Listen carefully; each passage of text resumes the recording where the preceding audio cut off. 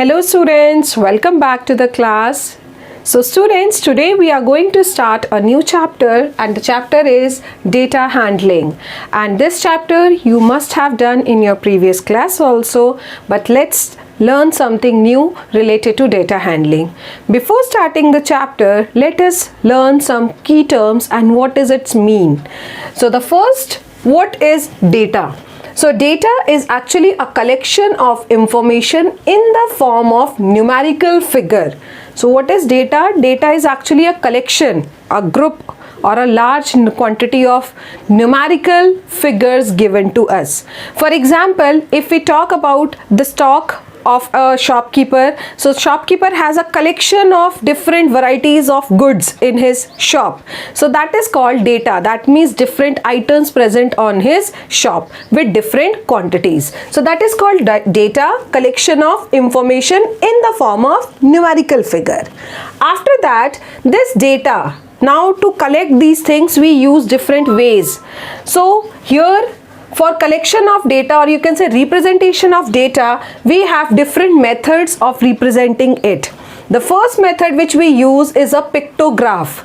Pictograph. What is pictograph? Representation of data through pictures. When we represent our collection of data through pictures, then it is called pictograph. And if you might have seen this pictograph, the pictograph is formed in a table where you can say days are mentioned. Suppose it is a days and number of items.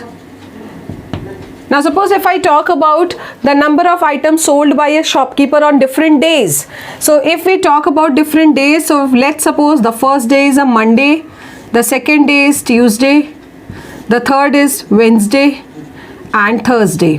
So if suppose on Monday he has sold 200 items, and those 200 items I am representing by 4 circles. I have drawn 4 circles for representing 200 items.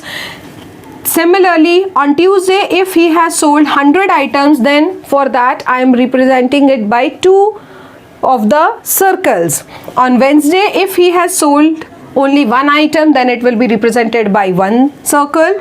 And if on Thursday, if he has sold 250 items from his shop, then we are representing it by 5 of the circles. That means here we can say that 1 circle actually represents 50 items. So similarly, instead of circles we use different type of pictures to make our graph, or you can say to represent our data in a very beautiful manner. So that is why it is also called pictograph, in which we use some kind of pictures for better understanding of the data. That means the data given to us is related to what? If it is related to goods, then we can draw some goods. If it is related to children's, then we can make some faces. If it is related to vehicles, then we can make small pictures of cars or cycles or something else. Just because we are representing the data using pictures, so that's why it is called pictograph. Clear, students? Then the second method is a bar graph. The second method, bar graph, representation of data through graph. If we are representing our data through graph in different ways, like if you might have seen graph like this, if you have seen this kind of pictures, so this is the representation of data on a graph. This is called graph.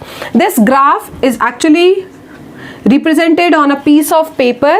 The paper you might have seen there is a green color paper in which there are different blocks subdivided into subdivisions.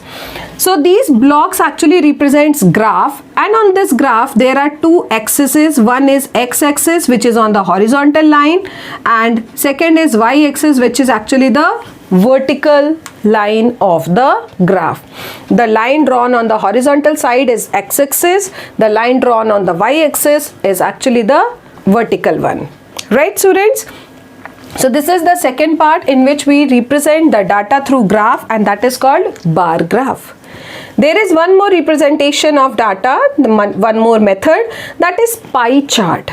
Now this is pie chart and representation of data by cutting a circle into wedges. So basically this pie chart is actually connected to the shape of a circle. So very first we draw the shape of a circle, and after that if we divide this circle into unequal portions as per the given values, not into equal portions but in unequal portions depending on the values.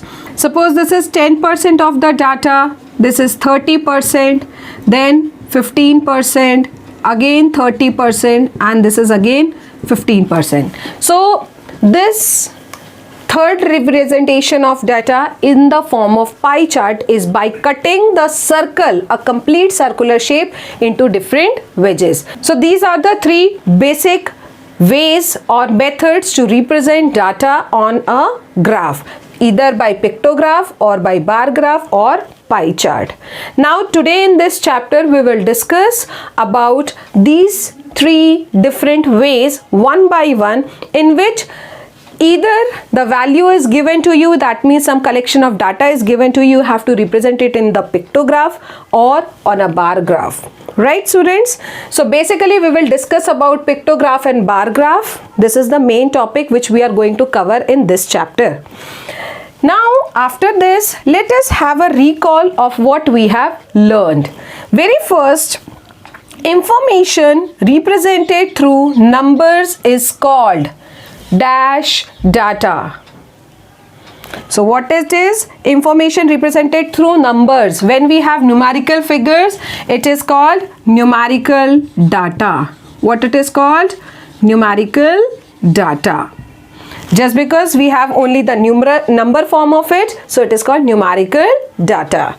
Then the pictorial representation of numerical data. When we represent the numerical data in a pictorial form, then we call it as pictograph. It is pictograph, or you can simply write it as it is graph. That means when we represent it on a pictorial form, then it becomes pictograph or simply graph. Third, the horizontal and vertical lines in a graph are called.